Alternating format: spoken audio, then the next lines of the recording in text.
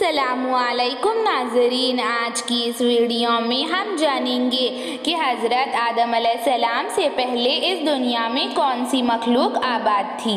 حضرت آدم علیہ السلام اللہ کے نبی ہیں اور اس دنیا کے پہلے انسان ہیں۔ جب اللہ تعالیٰ نے حضرت آدم علیہ السلام اور ان کی بیوی حضرت حوا علیہ السلام کو جنت سے نکال کر دنیا میں بھیجا تو اس سے پہلے دنیا میں کیا تھا؟ تمام فرشتوں کو اللہ تعالیٰ نے حکم دیا کہ حضرت آدم علیہ السلام کو سجدہ کرو۔ حکم سنتے ہی تمام فرشتے سجدے میں چلے گئے، لیکن ابلیس نے حضرت آدم علیہ السلام کو سجدہ کرنے سے منع کر دیا اور حضرت آدم علیہ السلام کو سجدہ نہیں کیا۔ اللہ تعالیٰ نے اپنی نافرمانی کی سزا کے لیے شیطان کو زمین پر بھیج دیا۔ ابلیس ایک جن تھا، اس کی پیدائش آگ سے ہوئی تھی۔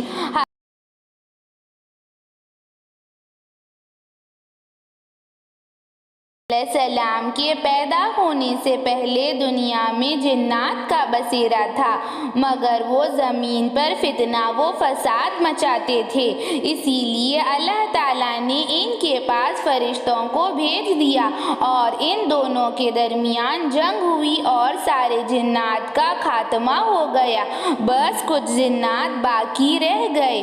اور پھر حضرت آدم علیہ السلام کو اللہ تعالیٰ نے جنت سے نکال کر دنیا میں بھیجا۔ اللہ تعالیٰ قرآن میں فرماتا ہے کہ ہم نے زمین اور آسمان کو 7 دنوں میں پیدا فرمایا۔ سب سے پہلے اللہ تعالیٰ نے قرآن پاک میں ارشاد فرمایا ہے کہ قلم کو بنایا اور پھر قلم کو حکم دیا کہ لکھ۔ جب اللہ تعالیٰ کا عرش پانی پر تھا تو قلم حکم سنتے ہی چل پڑا اور قلم نے لوح محفوظ میں تمام انسانوں کی تقدیر کو لکھ دیا اور قیامت تک ہونے والی تمام چیزوں کو لکھ دیا اور باقی مخلوقات کی پیدائش وجود میں آئی۔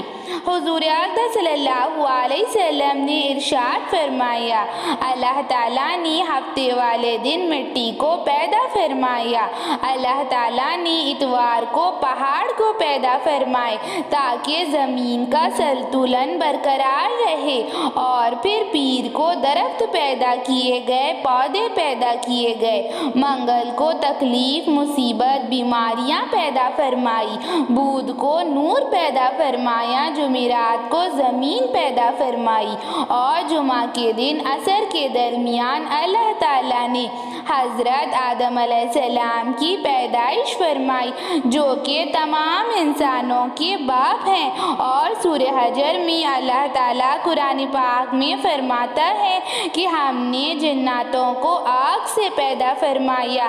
حضرت آدم علیہ السلام کے کوئی والدین نہیں ہیں، ان کی نہ کوئی ماں ہے نہ کوئی باپ ہے، بلکہ اللہ تعالیٰ نے حضرت آدم علیہ السلام کو مٹی سے پیدا فرمایا ہے، اور حضرت آدم علیہ السلام اور ان کی بیوی حضرت حوا علیہ السلام کو حضرت آدم علیہ السلام کی پسلی سے پیدا فرمایا۔ حضرت آدم علیہ السلام اس دنیا کے پہلے انسان ہیں اور پہلے نبی ہیں اور تمام انسانوں کے باپ ہیں۔ حضرت آدم علیہ السلام اور حوا علیہ السلام اس دنیا کا پہلا جوڑا ہے اور ہم سب حضرت آدم علیہ السلام کی اولاد ہیں۔ جب اللہ تعالیٰ نے حضرت آدم علیہ السلام کو پیدا فرمانے کا ارادہ فرمایا تو اللہ تعالیٰ نے فرشتوں کو حکم دیا کہ زمین پر جاؤ اور زمین پر سے مٹی لے کر آؤ، اور پھر حضرت آدم علیہ السلام کا پتلا تیار کیا گیا اور کئی سالوں تک ان کا پتلا ایسا ہی رہا گیا اور اس پر بارش برسائی اور غم کی بارش برسائی۔ اور پھر اللہ تعالیٰ نے حضرت آدم علیہ السلام کے اندر روح پھونکی۔ روح جیسے ہی حضرت آدم علیہ السلام کے جسم میں داخل ہوئی تو حضرت آدم علیہ السلام نے چلنے کی کوشش کی اور حضرت آدم علیہ السلام گر پڑے تو اللہ تعالیٰ نے ارشاد فرمایا، بے شک انسان جلد باز ہے، اپنے کاموں میں جلد بازی کرتا ہے، مگر ہر چیز کے لیے ایک وقت مقرر کیا گیا ہے۔ اللہ تعالیٰ نے ہر چیز کے لیے ایک وقت مقرر کر رکھا ہے، مگر ہر چیز کے لیے اللہ تعالیٰ نے ایک خاص وقت رکھا ہے۔ اللہ تعالیٰ نے ابلیس کو آگ سے پیدا فرمایا۔ ابلیس ایک جن تھا اور حضور اقدس صلی اللہ علیہ وسلم ارشاد فرماتے ہیں کہ ابلیس اللہ تعالیٰ کی بہت زیادہ عبادت کیا کرتا تھا، تو اللہ تعالیٰ نے ابلیس کو فرشتوں کا سردار بنا دیا تھا۔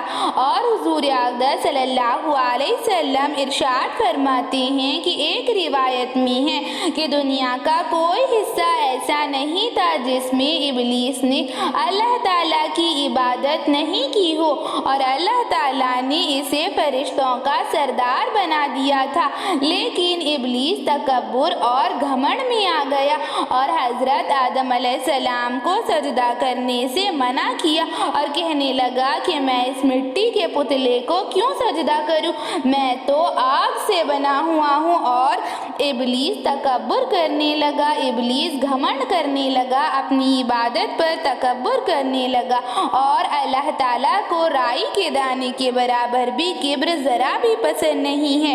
حضور اقدس صلی اللہ علیہ وسلم ارشاد فرماتے ہیں کہ جنت میں داخل نہیں ہوگا وہ شخص جس کے دل میں رائی کے دانے کے برابر بھی کبر یعنی تکبر موجود ہوگا۔